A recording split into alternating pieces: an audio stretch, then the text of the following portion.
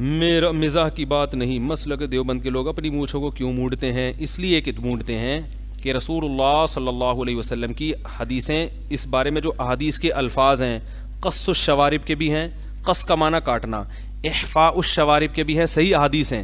احفاء الشوارب، احفاء کہتے ہیں مبالغہ کر کے کاٹنا، اتنا کاٹنا کہ مونڈنے کے قریب ہو جائے۔ اور امام طحاوی رحمہ اللہ تعالی نے حلق کی روایات بھی ذکر کی ہیں، بلیڈ سے حلق۔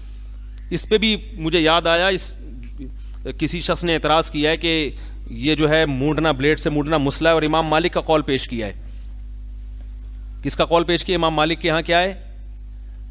واقعی امام مالک نے یہی کہا ہے کہ مونڈنا مسئلہ ہے، لیکن سوال یہ پیدا ہوتا ہے کہ جب حدیث میں حلق بھی ہے، احفا بھی ہے، احفا کا معنی اتنا کاٹنا کہ مونڈنے کے بالکل قریب ہو جائے، تو اب آپ امام مالک کا قول کیسے پیش کر رہے ہو؟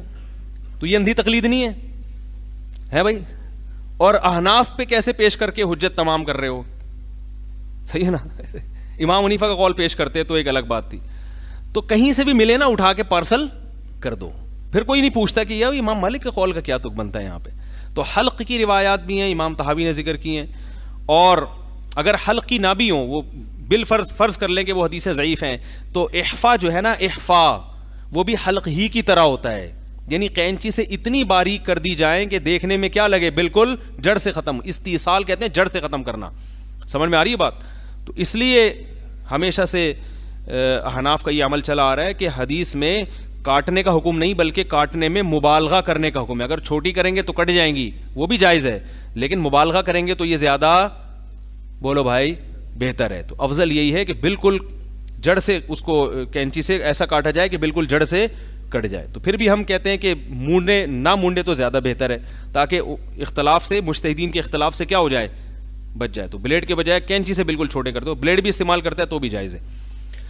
تو افضل یہی ہے، لیکن رکھنا بھی جائز ہے، رکھنا بھی جائز ہے۔ حضرت عمر کی مونچھیں تھیں اتنی بڑی بڑی، یہاں تک پھیلی ہوئی تھیں، سبالتین جسے کہا جاتا ہے، لیکن وہ سائڈوں سے اتنی بڑی مونچھیں رکھنا کہ ہونٹ کا جو بالائی کنارہ ہے وہ ڈھک جائے، یہ درست نہیں۔ ہمارے فرمایا کرتے تھے ایسی ایسی مونچھیں لوگوں نے رکھی ہوتی ہیں بڑی بڑی نا، پورے ہونٹ غائب، پانی پینا تو یہاں سے ڈھکن اٹھایا، پانی پیا واپس۔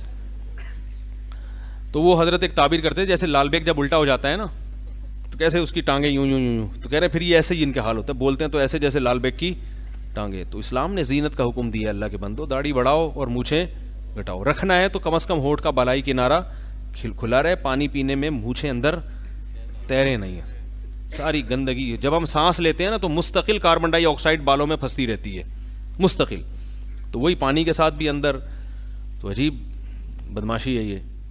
تو اللہ تعالیٰ ہدایت دے، بس کافی ہے۔